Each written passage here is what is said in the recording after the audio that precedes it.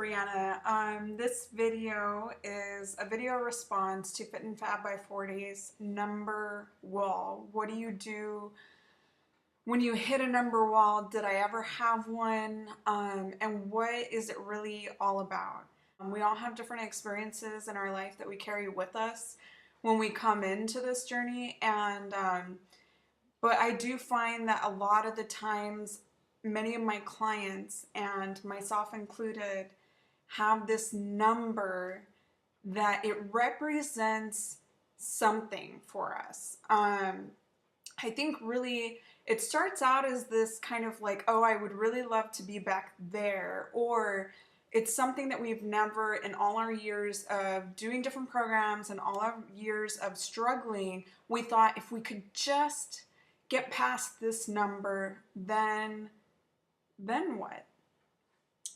You mentioned, Leah, that in all your blogs and everything, that it felt like if you go back and you read all that stuff, you feel a little bit crazy, or you feel a little bit like this is this vicious cycle that we have to get off of. And I totally agree with you. I think there comes a certain amount of pressure when you're public about your weight loss journey. It can be good pressure, but sometimes it kind of screws with our head a little bit. I want to read you something that I wrote. It was a couple of years after I got married. This is May 12th, 2009. This is actually from a journal. It actually is written in there. Okay. I'm struggling with myself today. I wonder how I got here and what led me to hate who I am. I mean, if you watch my videos, you've seen me go through this journey. I wrote this, I believed this at one point, and I think pretty strongly up until about a year and a half ago, I felt this way. I hated my weight. I hated how I felt about myself inside. And there was a lot that I didn't share with people, a lot that people didn't really realize, all this emotional baggage that I was carrying around with me. I don't know if I've ever truly loved myself for who I am, without exception.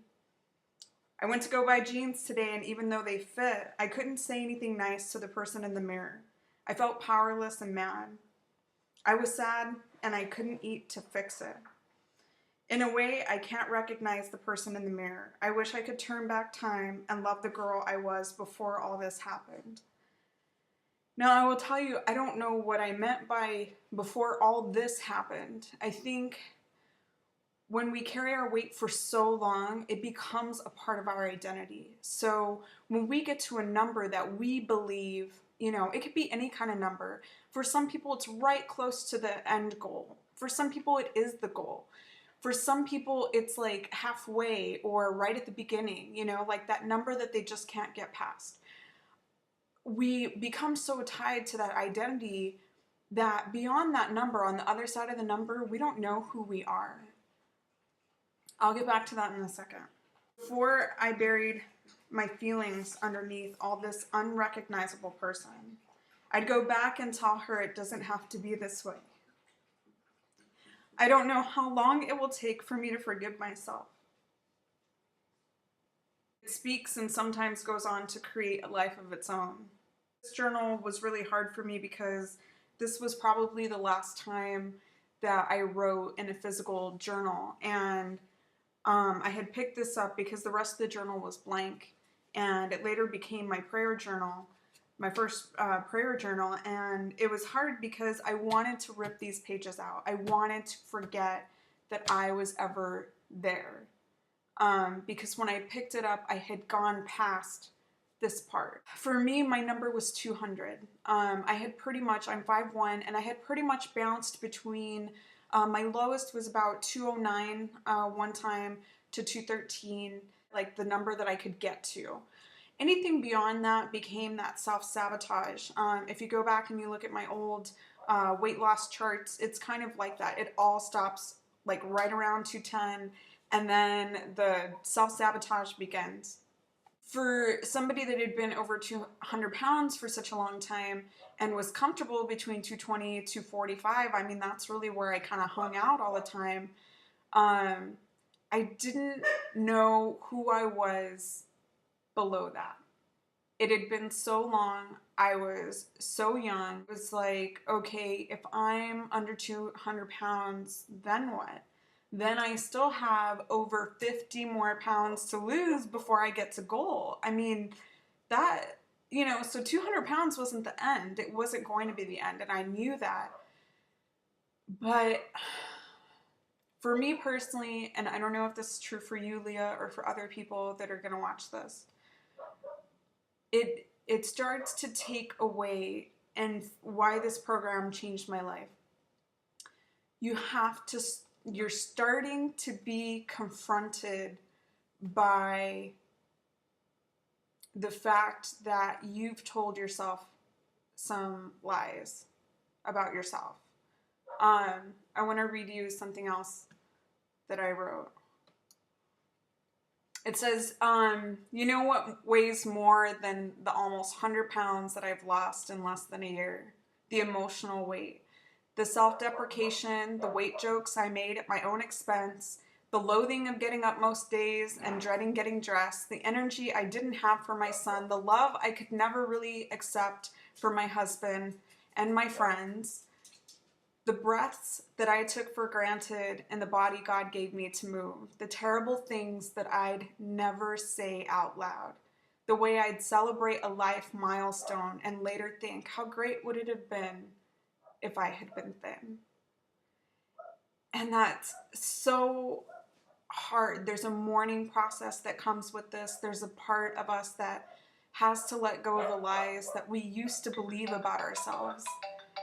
And this is all a part of it. I think this is a part of letting that go and redefining, okay, if Brianna isn't over 200 pounds, if Brianna isn't overweight, if she's not morbidly obese, then who am I outside of that?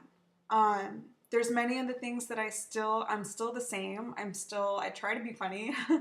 I'm still an English major. I'm still somebody that loves literature, and I'm still a wife. I'm still a mom. I feel like it's not that I'm not myself. I feel like I'm a better version of myself. And there's a lot of healing that comes in this process, especially for those of us that have identities that are severely kind of tied to that weight. And once we start to break free of that, we feel exposed. It is scary. It's like being naked, without really being naked. It's like people are going to notice, people are going to comment, people are going to say, wow, are you done yet? How much more do you have to lose? You look great. All this kind of stuff that just kind of screws with our heads and screws with, wait, no, I'm the funny fat friend. Like, what are you talking about? I am not going to be somebody that, looks into a party, goes into a party and feels like they look cute. That's not me. That's not what I was used to. And I think that, this is just a part of accepting that we've lied to ourselves, because we can get past that number. And we know that the heart and the head have to communicate and have to get that. And once they start getting that, we think, I remember I thought, crap, I could have done this all along. And it was really the first time that I really believed it. I could have done this all along. And I was upset, and I was mad, and I felt like I had wasted a lot of time and a lot of pain that came from that. I don't know if this relates to anything that you're going through, but this is when you don't make an emotional decision about what you're going to eat. This is when you go into autopilot. This is when you journal. This is when you blog. This is when part of that process happens, because if you can get past this point, I agree with you 100%. I know you can get past this point. And when you do, you'll have to start believing the best about yourself instead of the worst. So that's my take on the number wall. You can push past it. You might have to white knuckle it for a little bit, but you'll get there. All right, I'll see you guys. Bye.